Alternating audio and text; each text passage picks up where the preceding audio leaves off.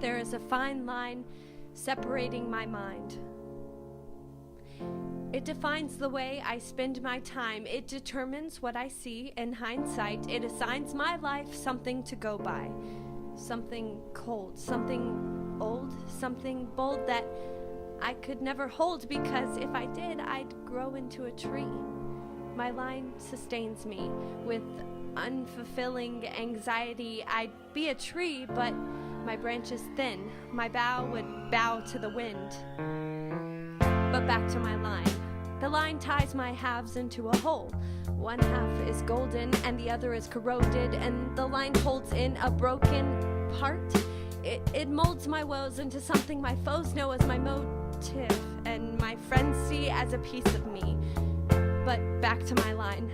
I find peace in pieces of what it needs me to be, but sometimes I find it kind of a separation, a disruption, something coded in loaded questions.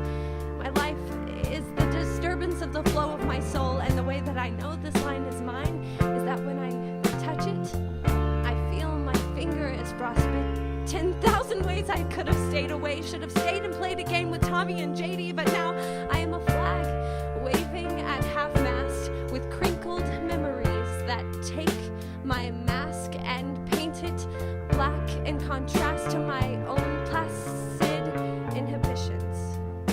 Excuse me, I'm sorry, don't mind me while my whole body is tied down and the hand with the unfortunate circumstance presumes me brain dead. But back to my line. My line keeps me from thinking thoughts that I ought not to think. Things like thoughts about success or how not to be hesitant. An impressive mess is what I am, I mean message. And this message is not sweet or bitter, it is just...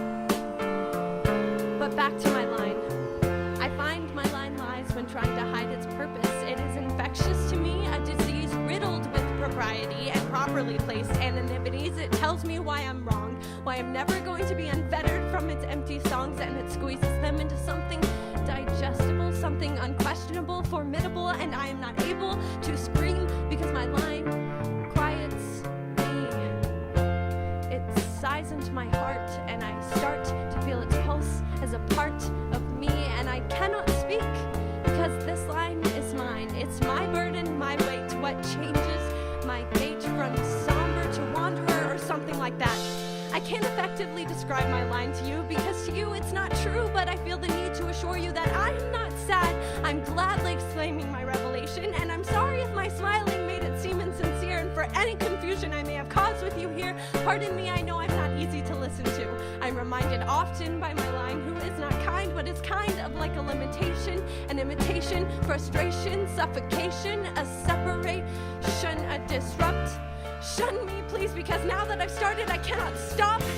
And sometimes I blame you. Sometimes I say, no, it's not true. It's because of you, because of the few times you crossed my line with soft flowers and velvet words. But it is not.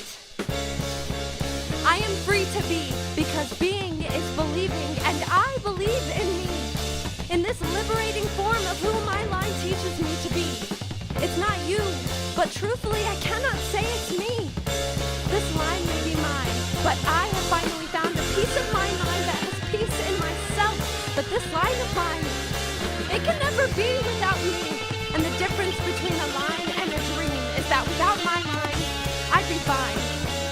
So yes, it's not you, but this is not me.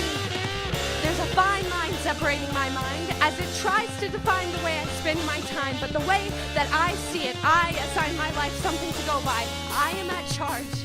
I am at large. I am independent and gold. And though I corrode, you have swam over my moat, looked into my whole self, my soul. Yes, the line is mine, but I am more.